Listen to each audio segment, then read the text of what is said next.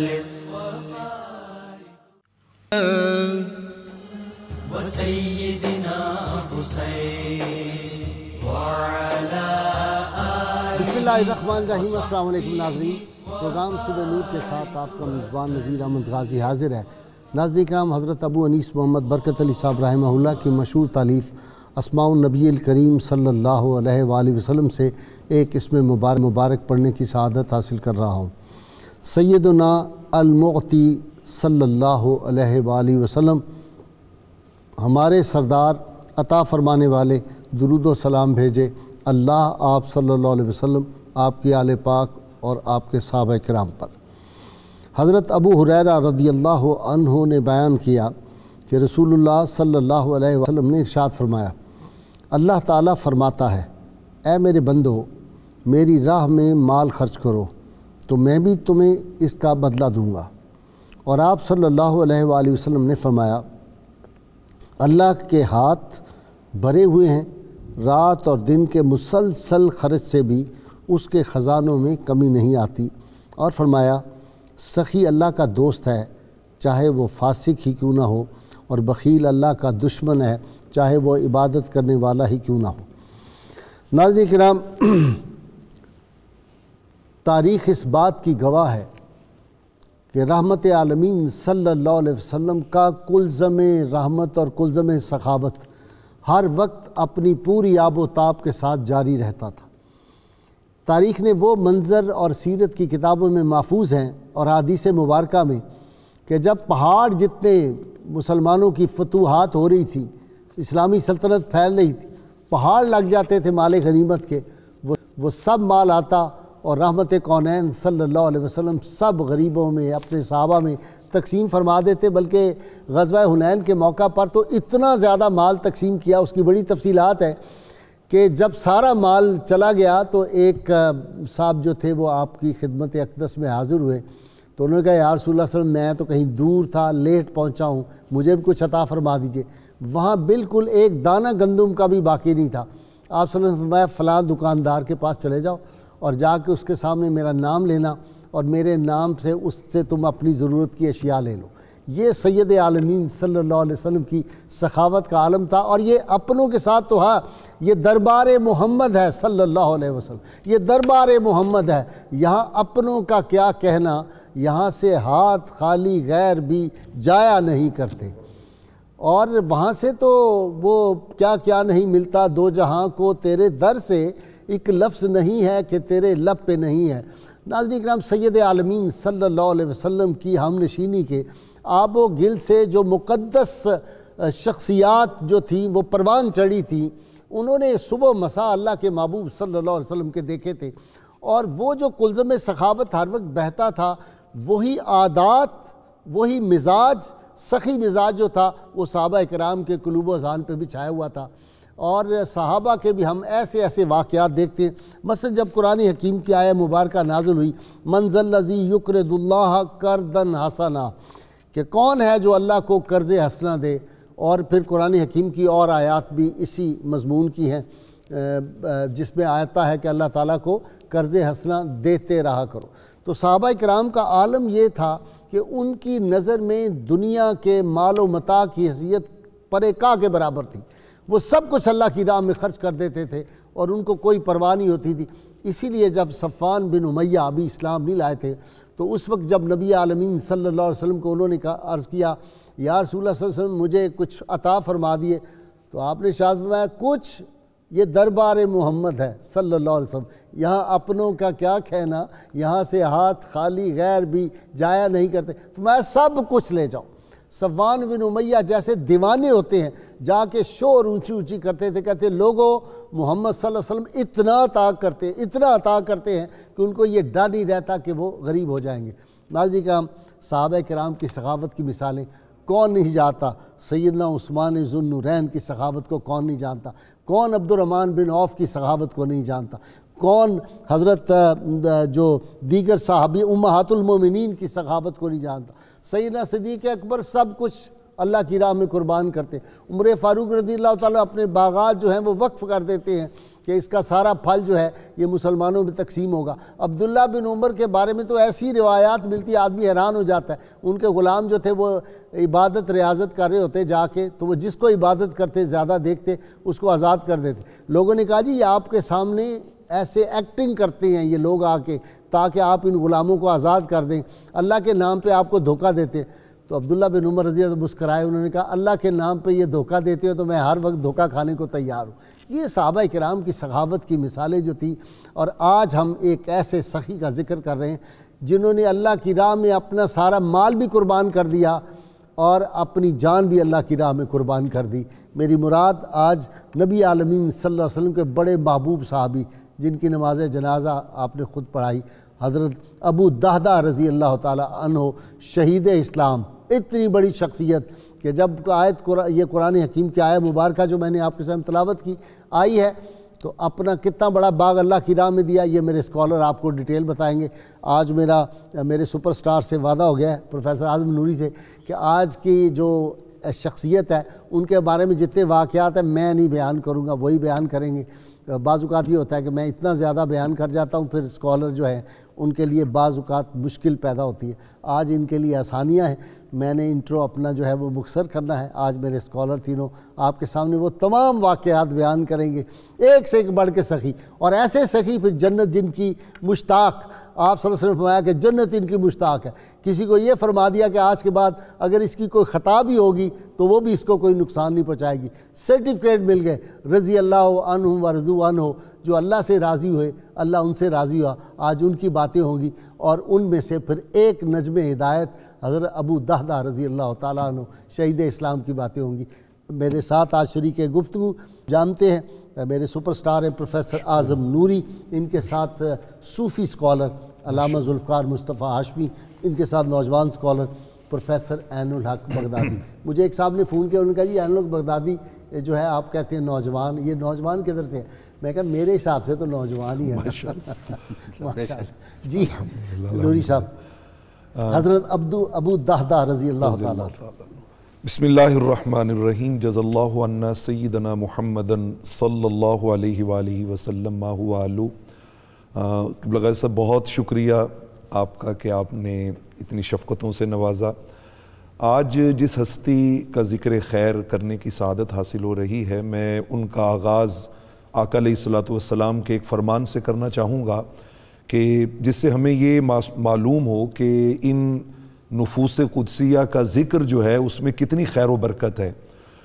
صحیح مسلم کی حدیث ہے، حضور علیہ الصلوۃ والسلام نے ارشاد فرمایا نجوم و امنۃ للسماء، فرمایا یہ جو ستارے ہیں یہ آسمان کے لیے امن کے ضامن ہیں، امن کی دلیل ہیں۔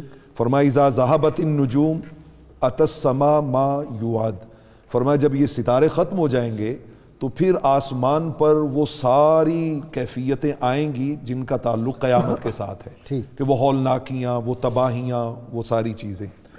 اسی طرح حضور علیہ یہ مثال دے کے آقا نے فرمایا اصحابی امانۃ لامتی، فرمایا جیسے ستارے آسمان کے لیے امن کی دلیل ہیں، ضمانت ہے، ایسے ہی میرے صحابہ میری امت کے لیے امن کی دلیل ہے، وہ امن کے ضامن ہیں۔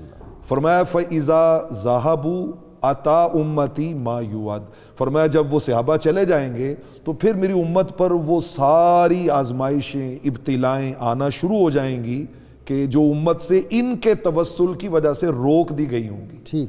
تو یہ ہم ان کا ذکر خیر اس لیے کرتے ہیں تاکہ جو وہ امت کے لیے امن کی گارنٹی ہے اس میں سے ہم فیض لیتے رہیں۔ سبحان اللہ۔ ان ہستیوں میں سے ایک ہستی حضرت ابو دہدہ رضی اللہ تعالیٰ عنہ، بہت ہی منفرد اور یونیک نام۔ غازی صاحب یہ وہ صحابی ہیں کہ میں جب ان کے حالات زندگی پڑھ رہا تھا، جن کو کل واللہ نہیں آتی وہ اس صحابی کا نام لے سکتے ہیں؟ ان کے تو وہم و گمان میں بھی نہیں ہوگا۔ جن کو خاتم النبیین لفظ کہنا آتا وہ ایسے نام لے، 6 مہینے پریکٹس کرنی پڑے گی انہیں، پھر جا کے ہی ان کی زبان پہ آئے گا۔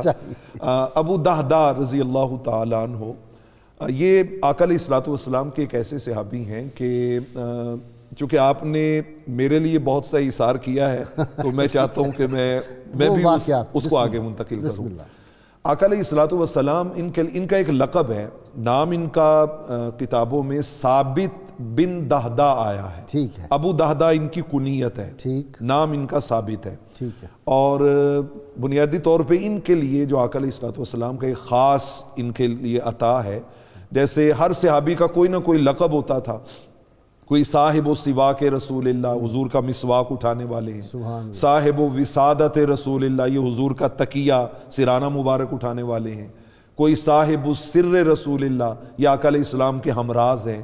ان کا لقب تھا صاحب العزق المذلل فی الجنہ، واہ واہ واہ واہ، صاحب العزق المذلل فی الجنہ، کہ یہ وہ ہیں کہ جن کے جنت میں باغات ہیں، واہ واہ واہ، جن کے جنت میں باغات ہیں۔ واہ واہ واہ واہ، مطلب یہاں پر میں یہ عرض کرنا چاہتا ہوں کہ صحابہ کرام رضوان اللہ تعالی علیہم اجمعین میں یہ بات درجہ یقین کی آخری حد تک پہنچی ہوئی تھی کہ رحمت کونین صلی اللہ علیہ وسلم جس کے بارے میں جو فرما دیں، شریعت بھی وہی ہے، قرآن بھی وہی ہے، اسلام بھی وہی ہے، اور دنیا کی ساری حقیقتیں اسی کے ارد گرد گھومتی ہیں۔ سرکار نے وہ چھوارے دیکھے ہیں جو ان کے باغ کے تھے؟ میں وہی کہہ رہا ہوں، بلکہ وہ جو میں آپ کو عرض کرنے لگا ہوں کہ وہ جملہ حدیث میں آتا ہے قالہا مرارن، ایک موقع پر نہیں، ہاں، جب سے وہ انشاءاللہ ساتھی جو ہیں وہ اس واقعے کو بیان کریں گے، لیکن جب سے وہ آقا علیہ الصلوۃ والسلام نے ان کے لیے بیان کیا نا کہ میں وہ جنت میں ان کے باغات دیکھ رہا ہوں، تو میں صرف عرض کرنا چاہتا ہوں کہ آپ وہ ایک شعر پڑھا کرتے ہیں کہ اگر چاہوں تو نقشہ کھینچ کر الفاظ میں رکھ دوں، مگر تیرے تخیل سے فزوں تر ہے وہ نظارہ۔ وہ فزوں تر کیسے ہے کہ آقا نے اس کھجور کی کیفیتوں کو بیان کرنے کے لیے 4 5 6 مختلف جملے ارشاد فرمائے۔ واہ واہ واہ، عام طور پہ ایک ہی جملہ کہا جاتا ہے، لفظ بدلے حضور نے، اور لفظ بدلنے سے کیفیتیں بدلتی ہیں۔ سبحان مثلا اللہ، کبھی حضور نے فرمایا کہ کم من ازکن دواہن لأبی الدہدا، ہاں، فرمایا میں کتنے ہی کھجوروں کے باغات دیکھ رہا ہوں، یہاں پر لفظ دوا استعمال کیا، دوا کا مطلب ہے جو بہت عظیم ہے، ٹھیک، وہ کھجوروں کے درخت اور باغات بڑے عظیم ہیں۔ 70 سال جو ایک گھوڑ سوار جو ہے اس کے سائے میں چلتا رہے، اس کا کتنا پھل ہوگا، اس کا کتنا، میں وہی عرض کر رہا ہوں کہ کھجور ویسے ہی بہت خوبصورت درخت ہے جسے ڈیکوریشن کے لیے یوز کیا جاتا ہے، اور جب وہ اتنا عظیم ہو تو اس کی اس وقت خوبصورتی تو بالکل ہی منفرد ہوگی نا۔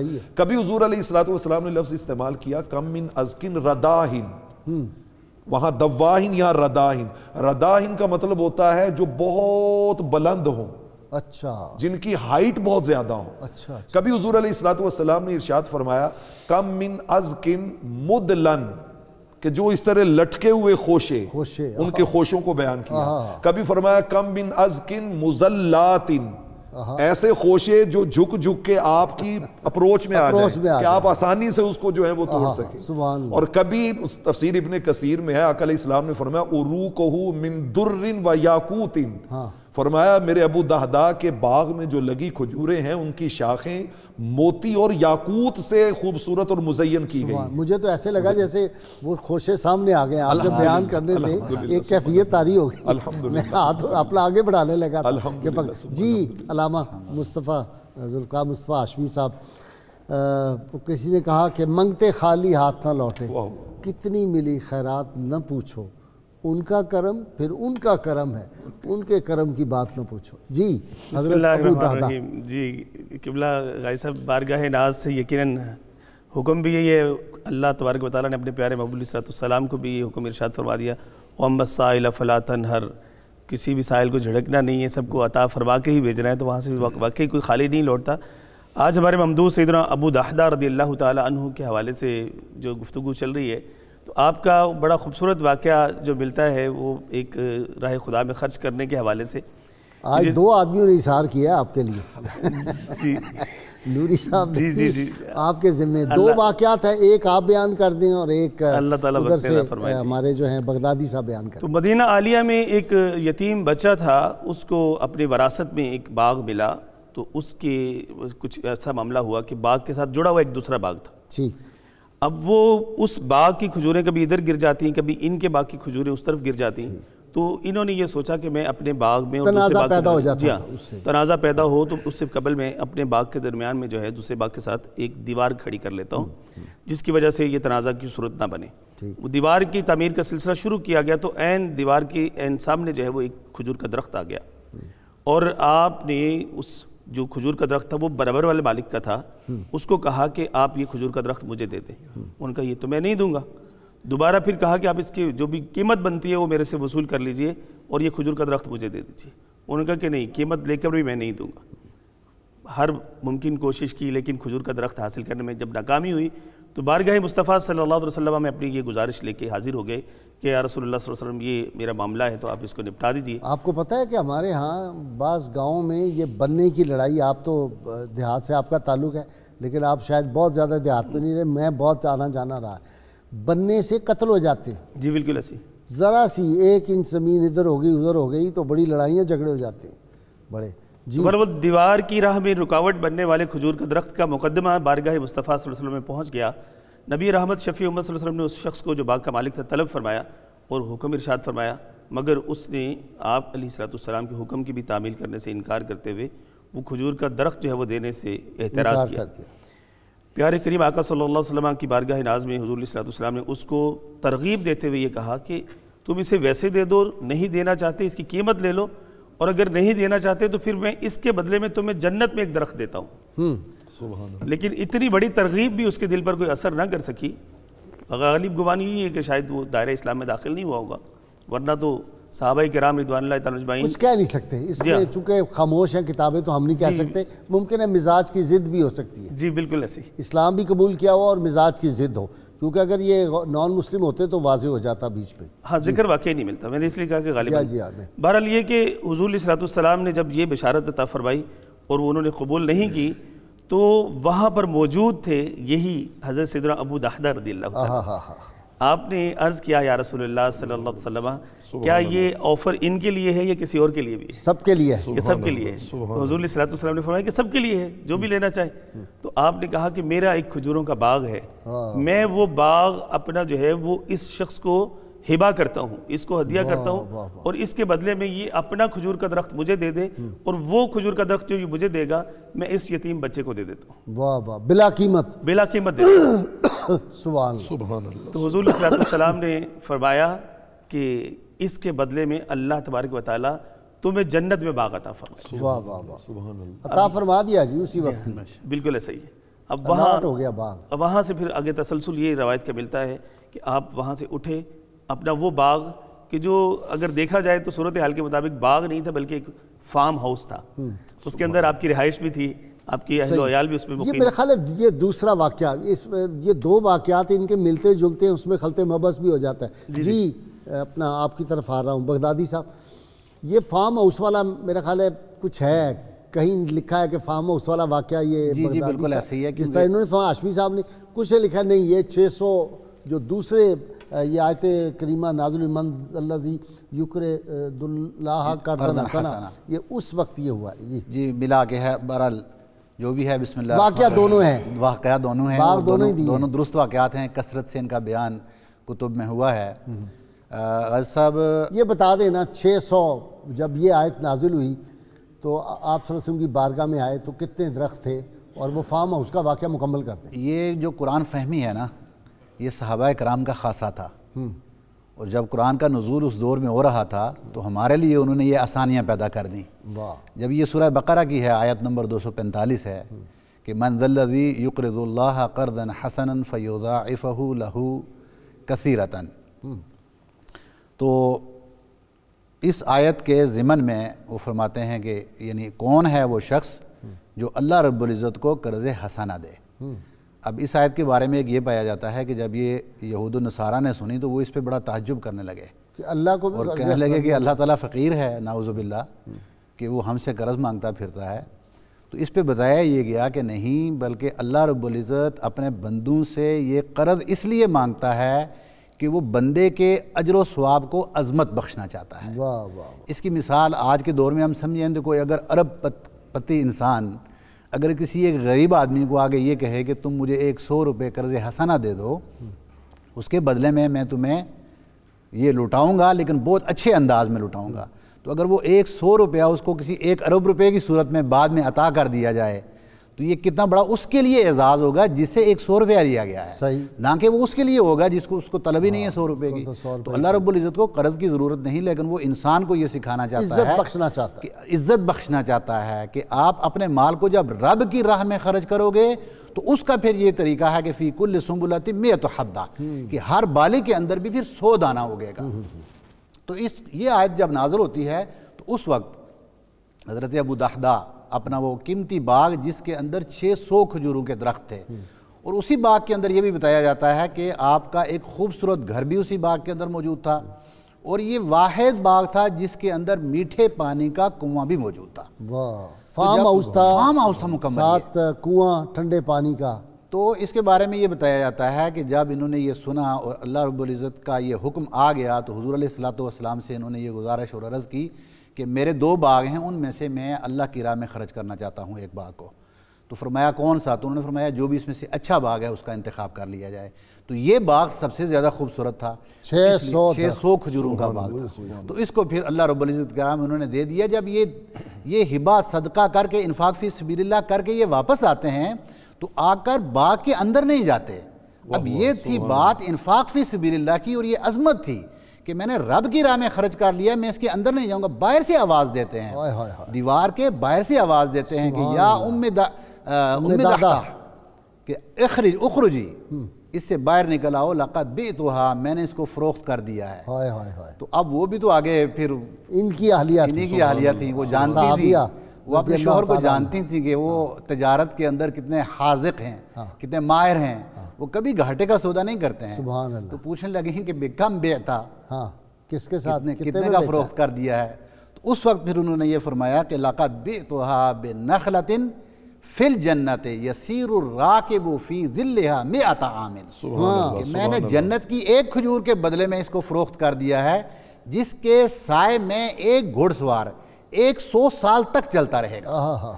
اب اس وقت جب انہوں نے وہ سنا جملہ تو کہنے لگی ربح البیع ابو دحدہ، ابو دحدہ کی تجارت بہت فائدہ مند ہے، بہت فائدہ دے گئی. اور اس جملے کو ریپیٹ کرتی جا رہی تھیں اور اپنے بچوں کو اٹھایا اور باہر آ گئیں. کہتے ہیں ان کی جیبوں سے بھی وہ یہ روایت ہے باقاعدہ، ایک روایت کے اندر وَجَعَلَ يَخْرُجُ التَّمْرَةَ مِنْ فَمِ هَذَا وَمِنْ حِجْرِ هَذَا وَمِنْ قُمِّ هَذَا، کہ ایک بچوں سے یہ بیسیکلی جب میں پڑھ رہا تھا تو وہ روایت دیکھی کہ کھجوریں پک چکی تھی، خوشے لٹک رہے تھے، اور اس وقت کیونکہ ظاہر ہے وہ چننے کا زمانہ ہوگا نا کھجور کو، تو وہ جس کے پاس جو کھجور تھی، اب کسی نے وہ گٹلی لٹکا رکھی ہے ساتھ میں، اس میں کھجوریں ہیں وہ بھی اٹھا لیں، کوئی کھا رہا ہے اس کے منہ میں ہیں وہ بھی نکال دی، کسی کی جیب میں ہیں وہ بھی نکال دی، جھولی میں ہیں وہ بھی نکال لی، اور ان کھجوروں کو دیوار کے اندر واپس ڈال دیا، کیونکہ میں نے رب کی راہ میں تقسیم کر چکا ہوں. اچھا جی، آپ یہاں سے دانہ لے کر باہر نہیں نکلیں گے. نوری صاحب، مجھے ابھی کالر لے کے بریک پہ جانا ہے، آپ ذہن میں رکھیے گا، وہ یہی آیت تھی وہ سن کے ایک صحابی جو تھے رات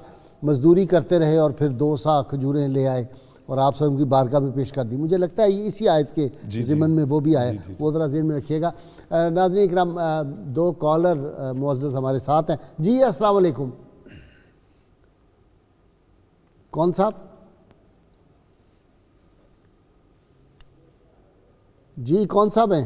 جی السلام علیکم سر. وعلیکم السلام. جی امتیاز بیگ بات کر رہا ہوں سر، جڑا والا سے.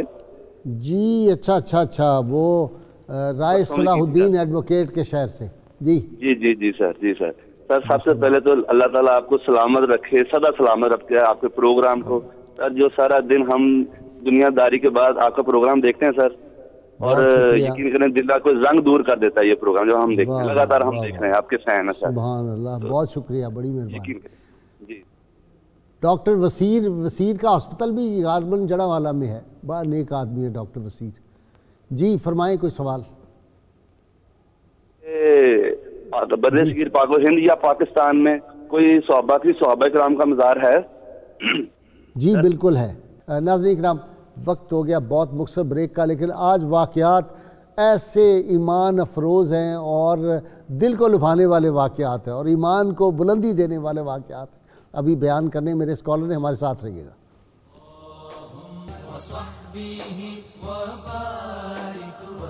ویلکم بیک ناظرین کرام. جب حسن تھا ان کا جلوہ نما، نجم سبزواری مرحوم نے بڑا خوبصورت شعر کہا تھا، جب حسن تھا ان کا جلوہ نما، انوار کا عالم کیا ہوگا، ہر کوئی فدا ہے بن دیکھے، دیدار کا عالم کیا ہوگا۔ اور جس وقت خدمت میں ان کی بو بکر و عمر عثمان و علی، اس وقت رسول اکرم کے دربار کا عالم کیا ہوگا۔ وہ جو رسول اللہ صلی اللہ علیہ وسلم کی قربت میں رہتے تھے تو ان کے مزاج بھی رسول اللہ صلی اللہ علیہ وسلم کے انداز میں ڈھل گئے ہوئے تھے، اور وہ خوشبوئیں اور جو سانس نبی کریم صلی اللہ علیہ وسلم کے تھے وہ سانس بھی انہوں نے سونگے ہوئے تھے، اور ان کے قلوب میں وہ اتر گئے ہوئی تھی وہ مقدس سانسیں، وہ جو فضا تھی مقدس۔ تو پھر وہاں سے پھر چشمے جو جاری ہوتے تھے وہ آج تک جاری ہیں، قیامت تک جاری رہیں گے۔ جی وہ ان کی اہلیہ کا بھی تو بہت بڑا یعنی مقام ہے نا۔ ہاں بے شک، اس میں کوئی شک نہیں ہے۔ حضرت ام دہدہ رضی اللہ تعالی عنہ، بنیادی طور پہ غازی صاحب جو شوہر ہوتا ہے اس کے آقا علیہ الصلوۃ والسلام نے النکاح نصف الایمان کہا کہ نکاح جو ہے یہ آدھا ایمان ہے، یعنی جو بیوی ہے وہ انسان کے آدھے ایمان کی محافظ ہوتی ہے۔ ٹھیک، تو اگر وہ جو ہے وہ دینی قدروں میں رکاوٹ پیدا کرے گی تو پھر انسان کے لیے دین پہ عمل کرنا بہت مشکل ہو جاتا ہے۔ تو حضرت ام دہدہ چونکہ وہ بھی صحابیہ تھیں اور وہ بھی ان ساری حقیقتوں کو سمجھتی تھیں، میں وہ جملہ حضرت عبداللہ بن رواحہ کی نعت والا یہاں پہ عرض کرنا چاہوں گا کہ صحابہ کرام جس پہ پورے یقین سے کاربند تھے۔ سیدنا ابو ہریرہ رضی اللہ تعالیٰ عنہ، صحیح بخاری کی حدیث ہے، ایک دن کریم آقا علیہ الصلوۃ والسلام کی شان اقدس میں واز کر رہے ہیں، اور واز کرتے ہوئے آپ کہتے ہیں کہ میں تمہیں اپنے بھائی عبداللہ بن رواحہ کا شعر سناتا ہوں۔ صحابہ کرام بیٹھے ہوئے ہیں تو اب حضرت ابو ہریرہ نے وہ شعر پڑھا، کہتے ہیں کہ لمبے اشعار ہیں، میں ان میں سے صرف دو رکھتا ہوں۔ انہوں نے کہا وفینا رسول اللہ یتلو کتابہ اذا انشق معروف من الفجر ساطع اران الہدی بعد العمی فقلوبنا بہ موقنات انما قال واقع۔ سبحان اللہ۔ ان کا ان آقا نے ہمیں اس طرح اندھیروں سے نکال کے روشنیوں میں لائے ہیں کہ اب اس زبان اطہر سے جو نکل جاتا ہے ہمارے دلوں کو یقین ہوتا ہے کہ یہ ایسے ہی ہوگا۔ من الظلمات الی النور، من الظلمات الی النور یخرجہم من الظلمات الی النور۔ یعنی یہ شان اللہ کی بھی ہے، اور یہ شان سورہ ابراہیم کی پہلی آیتوں میں کتاب انزلناہ الیک لتخرج الناس من الظلمات الی النور، اے محبوب میں بھی اندھیروں سے نور کی طرف لاتا ہوں، آپ بھی اندھیروں سے نور کی طرف لاتے ہیں۔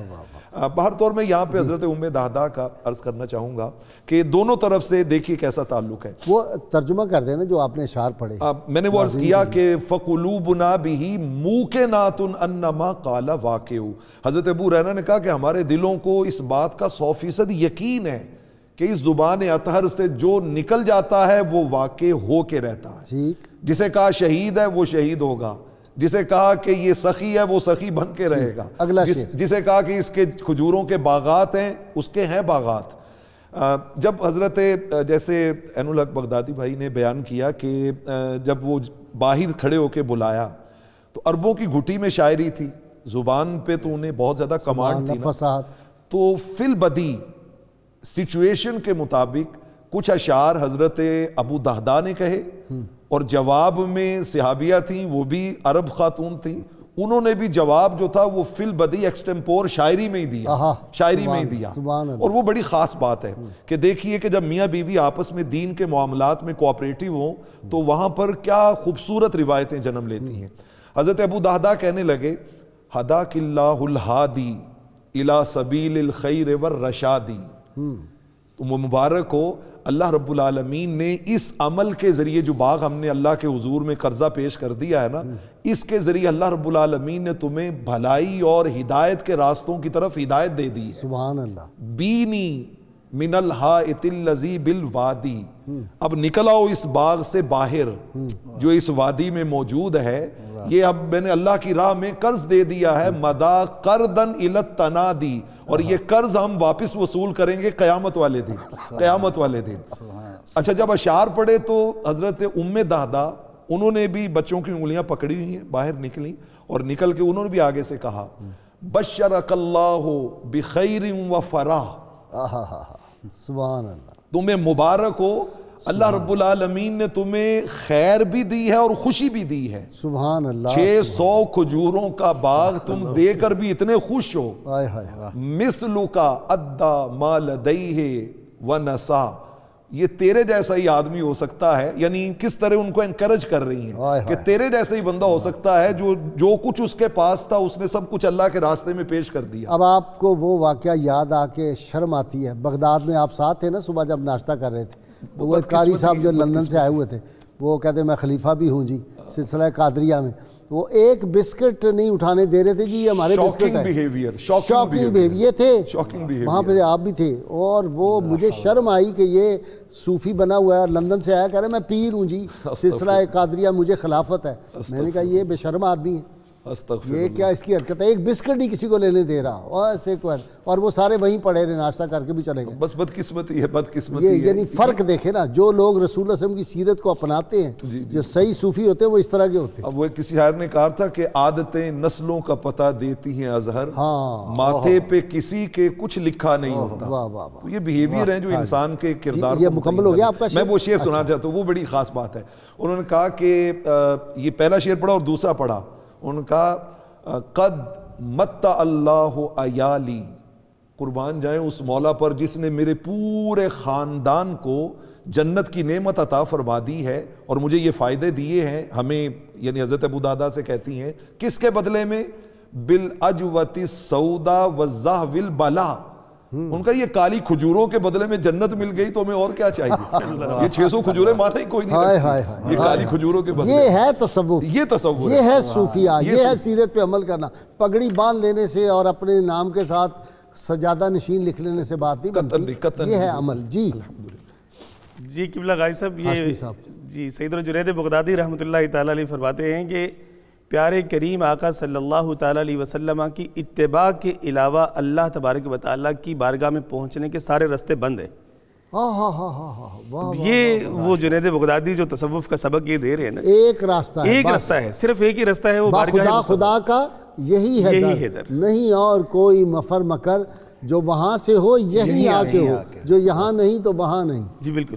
تو یہ ایک ایسی بات ہے کہ اطاعت مصطفیٰ صلی اللہ علیہ وسلم کے بغیر چارہ نہیں ہے, اور اللہ تعالیٰ کی بارگاہ میں مقبولین وہی ہوتے ہیں کہ جو پیارے کریم آقا صلی اللہ علیہ وسلم کے متبعین ہوتے ہیں. کالر میں لے لوں جی. السلام علیکم.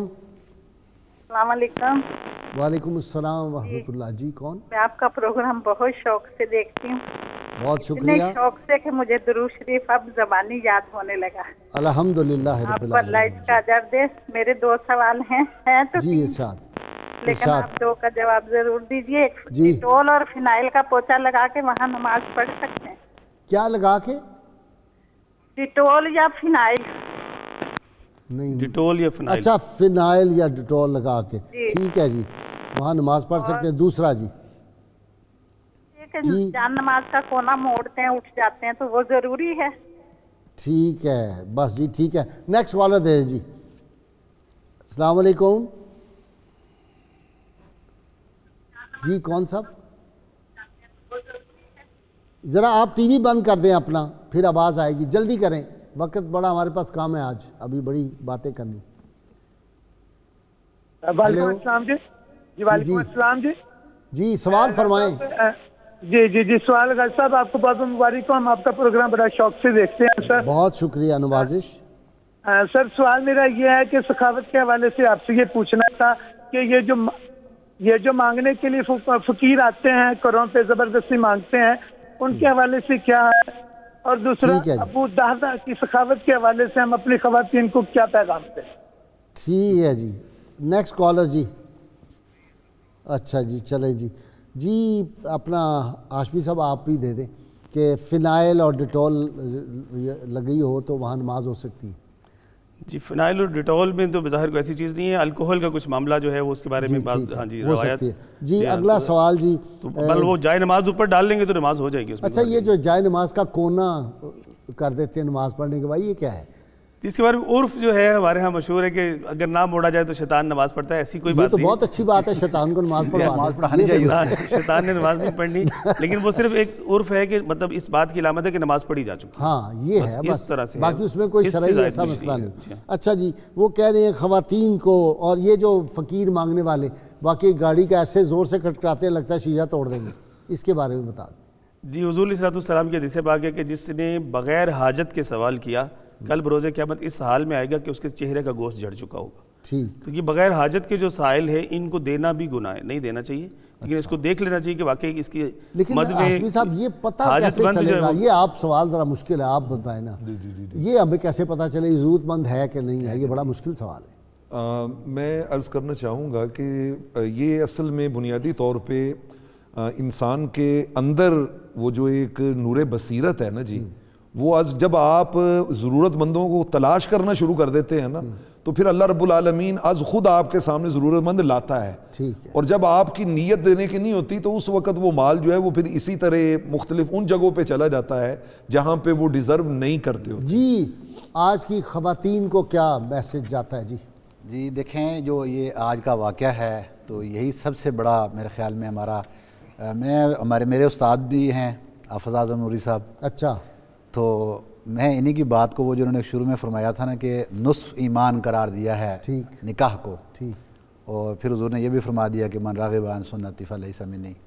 تو جو نکاح ہے نا، اگر نصف ایمان ہے نکاح، تو اس کا مطلب یہ ہوا کہ جو زوجہ آ رہی ہے کسی کے گھر میں تو وہ اس کی آدھی زندگی بھی ہے اور آدھا ایمان اس کے ساتھ مکمل ہونا ہے. آدھی جنت بھی ہے، آدھی جہنم بھی ہے. آدھی جہنم بھی ہے. بارک اللہ فیک. اب مسئلہ صحیح آپ نے فرمایا ہے، کیونکہ جب جو بھی کام اس نے کرنا ہے تو اس کو تشجیع جو انکریج کرنا ہے وہ وائف نے کرنا ہوتا ہے. گھر کے سارے امور وائف دیکھ رہی ہوتی ہے. وہ حوصلہ افزائی کرتے ہیں اور وہ حوصلہ افزائی نہیں کرتے ہیں تو وہ جہنم میں جائیں گے، یقیناً خریدیں گے. اور اگر وہ اللہ کے نیک کاموں کے اندر حوصلہ افزائی کر رہے ہوں گے تو وہ جنت خریدیں گے. اب یہاں پہ ابو دحداح رضی اللہ تعالیٰ عنہ کی محترمہ سے ہمیں یہ بیوی کو نیکی کے کام میں، خیر کے کام میں مرد کا دست و بازو بننا چاہیے، نہ کہ وہ اس میں رکاوٹیں پیدا کرے. سر دست و بازو بنیں گے ہی تو یہ کامیابی سے گاڑی چلے گی دین کی. صحیح ہے. اگر یہ دست و بازو نہیں بنیں گے تو پھر یہ جو آج ہم معاشرے کے اندر دیکھ رہے ہیں نا، اب دیکھیں اگر یہاں پر جب ابو دحداح رضی اللہ عنہ نے فرمایا کہ آپ گھر سے باہر نکل آئے، اپنا اچھا گھر جو آپ نے فرمایا کہ فارم ہاؤس تھا اس کو چھوڑ کے تو انہوں نے کوئی جملہ نہیں کہا کہ اب نکل کے سڑک پہ بیٹھ جاؤ جا کے ہونا ٹینٹ لگا لو. وہ اگر آج کی عورت ہوتی تو یہی کہتی، لیکن انہوں نے یہ نہیں فرمایا. انہوں نے کہا کہ جو آپ نے سودا کیا وہ سودا بہترین ہے. گویا کہ جب اللہ کے دین کی بات ہو رہی ہو تو اس وقت عورت کا فرض بنتا ہے کہ اس دین کے راستے میں جو کچھ خرچ کیا جا رہا ہے، یہ جو کام ہو رہا ہے، اس کی رکاوٹ نہ بنے. اس میں ہمیشہ اپنے خاوند کا ساتھ دینا چاہیے. اسی سے گھروں کا ماحول بنتا ہے دین کا. اچھا جی، صحابہ کرام صحابیات کا تو یہ کمال رہا ہے کہ انہوں نے اتنی بڑی قربانیاں دی، انہوں نے کبھی شکوہ نہیں زبان پہ آیا. جانیں قربان کر دی، اولادیں قربان کر دی، شکوہ ہاشمی صاحب کبھی نہیں ان کی زبان پہ. جی ہاں، سیدنا خنسا رضی اللہ تعالیٰ عنہ کا دیکھیں نا جی، 4 بیٹے راہ خدا میں لٹا دیے اور زمین پر شکن بھی نہیں آئی ہے. سیدنا عثمان غنی رضی اللہ تعالیٰ عنہ کا اپنے انٹرو میں ذکر کیا ہے، 20,000 درہم دے کے مدینہ عالیہ کے مقیم مسلمانوں کے لیے بلکہ تمام لوگوں کے لیے کنواں خریدتے ہیں. 25,000 درہم دے کے مسجد نبوی شریف کی زمین لیکن ہم نے وہ کنواں بند کر دیا، آپ کو پتہ ہونا چاہیے. جی ہاں، ہم نے سارے کنویں بند کیے ہیں جتنے ہیں. میں ابھی حضرت سعد بن معاذ رضی اللہ تعالیٰ عنہ کا دیکھ کے آیا ہوں باغ، ابھی جب گیا تھا 2 ہفتے پہلے، تو وہ باغ بھی بند کر دیا، اس میں گند پھینک کے ہم نے بند کر دیے وہ سارے کنویں. جی ہاں، حضرت سعد بن عاص رضی اللہ تعالیٰ عنہ کیا صحابہ کنویں کھدواتے تھے، کنویں چلاتے تھے. سرکار صلی اللہ علیہ وسلم کی انگوٹھی مبارک بھی ایک کنویں میں تھی اور ان کنووں کا پانی آب شفا تھا. ہم نے وہ سارے کنویں بند کر دیے. جی ہاں، بیر غرس ہے، بیر شفا ہے. جی ہاں، سارے یہ کنویں. دراصل یہ تو قبلہ غازی صاحب اسلام کی خدمت کیا ہونی ہے، مسلمانوں کے ساتھ بہت بڑی زیادتی ظلم ہوا ہے. جی ہاں، دھوکہ ہوا ہے کہ مسلمانوں کو خیر کے ان مراکز سے اور ان کی برکات سے، ان مقدسات سے محروم کر دیا گیا ہے. حالانکہ وہاں سے شفا بھی ملنی تھی، وہاں سے بقا بھی ملنی تھی، عزت بھی ملنی تھی، وقار بھی ملنا تھا. اور آج دیکھیں کہ ہمیں یہ دنیا کی در کی ٹھوکریں اور ذلت و رسوائی جو اس وقت امت مسلمہ کا مقدر ہے، یہ اسی وجہ سے کہ خیر کے ان مراکز سے ہم نے منہ موڑ دیا. اور ہمیں تو اب شراب کے بھی لائسنس جاری کر دیے. جی بس امت کو تشکیک میں مبتلا کر کے ایسی مقام خیر سے جو ہے وہ روک دیا گیا ہے، اور شر کے جو ذرائع ہیں ان کو بہت زیادہ فروغ دیا جا رہا ہے. یہ بڑی میں سمجھتا ہوں بد نصیبی اور بڑا دھوکہ ہے قوم کے ساتھ کہ نام ہم ریاست مدینہ کا لیں اور کام ہم سارے ابو جہل کی ریاست والے کریں، تو یہ اور فرعونی ریاست والے منافقت، اس سے منافقت اس سے بڑی ہو نہیں سکتی. جی اصل چیز یہ ہے جی کہ یہ اسلامیان پاکستان کے ساتھ ہمیشہ سے ظلم ہی ہوتا رہا ہے. کہ ہمیں غازی علم الدین شہید کا سبق دینا تھا، ہم حقیقت رائے کو پڑھا رہے ہیں لوگوں کو، کہہ رہے ہیں بسنت مناؤ، لوگوں کی گردنیں کاٹو. جی جو بھی غازی صاحب قبلہ آیا نا اس نے اسلام کا نام لے کے جو ہے نا وہ رعایا بلیک میل کیا ہے اور اسلام کے ساتھ ہی زیادتی کی. اور اسلام لیکن بعد میں ذلت ان کا مقدر ہوتی ہے، اور جو کریں گے وہ ذلیل ہوں گے اور بہت جلد ذلیل ہوں گے.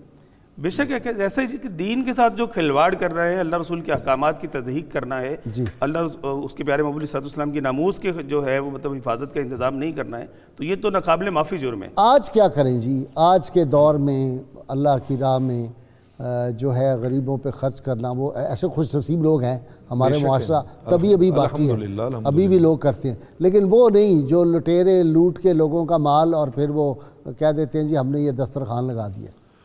میں غازی صاحب یہاں پہ اگر مجھے اجازت دیں تو ہمارے ممدوح کی ایک دو باتیں اگر رہ گئیں تو یہ زیادتی ہوگی. کنز العمال کی ایک روایت ہے، میں اسی کے ساتھ اس کو اٹیچ بھی کر دوں گا. آقا علیہ الصلوۃ والسلام نے فرمایا بڑی ایمان افروز کہ اول کنز العمال کی اول من یشرب من حوضی مصعب بن عمیر، فرمایا قیامت والے دن سب سے پہلے جو میرے حوض کوثر سے جام پیے گا نا وہ مصعب بن عمیر ہوں گے. اور اگلے جملے میں کہا اول من یاکل ثمر الجنت ابو الدہدہ، فرمایا قیامت والے دن جنت کا پھل جو سب سے پہلے کھائے گا نا وہ ابو دہدہ ہوں. سبحان اللہ. یہ گھاٹے کا سودا نہیں کیا انہوں نے، یعنی سب سے پہلے پھل کھانے کا انہیں شرف نصیب ہوا. غزوہ احد میں یہ خالی مطلب صدقہ و خیرات کرنے والے بھی نہیں تھے، جان قربان کر دی. بہت شکریہ آپ کا، زخمی ہو گئے اور اسی سے ان کی شہادت بعد میں ہوئی. بہت شکریہ آپ کا، آپ کا بھی ہاشمی صاحب شکریہ، اور پروفیسر بغدادی آپ کا بہت شکریہ. ناظرین کرام وقت ہو گیا جی. ہم ہر روز آپ سے سوال پوچھتے ہیں، جو صحیح جواب دیں ان کو کسان آئل کی جانب سے گفٹ پیش کیا جاتا ہے. آج کا سوال ہے حضرت ابو دہدہ رضی اللہ عنہ نے کب جام شہادت نوش کیا تھا، یعنی کن سن ہجری میں؟ اور گزشتہ سوال جو ہم نے آپ سے پوچھا تھا سورۃ الجن پارہ نمبر 29 میں ہے، 29 میں، اور اس کی آیات کی کل تعداد 28 ہے. خوش نصیب حضرات جنہوں نے سب سے پہلے صحیح جواب دیے: عبد الحمید ناروال، عمران کریم اسلام آباد، نائلہ نیازی راول پنڈی، محمد حفیظ جیلم، عبد الرحمن سیال کوٹ، احمد حسن ملتان، محمد جاوید لاہور، محمد مظہر فتح جنگ، محمد بشیر کوہاٹ، گلزار احمد قادری پھول نگر، عزیزہ ظہیر راول پنڈی، آسمہ عارف سیال کوٹ. آپ سب کو آپ کے گفٹ مل جائیں گے. کتاب الشفا سے نسخہ باغ یا کھیت کی حفاظت کا عمل ہے. اللہ تعالیٰ کا اسم مبارک یا حلیموں 1000 مرتبہ کسی کاغذ پر لکھ کر کھیت یا باغ کی پیشانی پر لٹکا دینے سے وہ کھیت یا باغ ہر قسم کے زمینی آسمانی نقصان سے محفوظ رہتا ہے. شرط یہ ہے اول و آخر کم از کم 11 مرتبہ کوئی بھی درود پاک جو آپ کو آتا وہ ضرور پڑھیں. سیدنا علی المرتضیٰ شیر خدا فاتح خیبر رضی اللہ عنہ فرماتے ہیں سخی ہمیشہ اللہ کی راہ میں اپنا مال خرچ کر کے اپنی عزت محفوظ کر لیتا ہے، جبکہ بخیل اپنی عزت دے کر اپنا مال بچاتا ہے. روزنامہ 92 نیوز آج کا جو ہے اس میں ابو دہدہ رضی اللہ تعالیٰ عنہ پہ بڑا ایمان افروز مضمون ہے. اپنے گھروں میں یہ اخبار ضرور لگائیں. ناظرین اکرام، مجھے مکمل ہمدردی ہے وہ جو کل 4 آدمی بے گناہ قتل کر دیے گئے اس ملک میں، اور ان سے بھی ہمدردی ہے جن کا ڈور کے ساتھ گردنیں کٹوائی جا رہی ہیں. یہ وہ لوگ سب اس میں شامل ہیں جنہوں نے یہ اجازت دی ہوئی ہے. یہ قاتل ہیں یہ لوگ. اللہ تعالیٰ ان کو اٹھا لے یہاں سے، اور اللہ کریم کی بارگاہ میں دعا اللہ تعالیٰ ہمیں حضور رحمت عالمین صلی اللہ علیہ وسلم کی غیر مشروط محبت اور لامحدود وفاداری نصیب فرمائے. وہ نعرہ گلی گلی گونج رہا ہے اور تا قیامت گونجے گا. پاکستان کے اندرونی بیرونی دشمنوں کے سینوں میں تیر اور تلوار کی طرح یہ چپتا ہے. ہم لگاتے رہیں گے یہ نعرہ انشاءاللہ. ہمارے فوجی بھائی جو سیاچین پہ آزاد کشمیر کے سردی میں ٹٹر ہیں وہاں پہ بیٹھے ہوئے یہ نعرہ سنتے ہیں، ان کے جذبے جوان ہوتے ہیں. میرے تینوں مہمان سامعین ناظرین مل کے زوردار نعرہ لگائیں. پاکستان کا مطلب کیا؟ لا الہ الا اللہ محمد الرسول اللہ.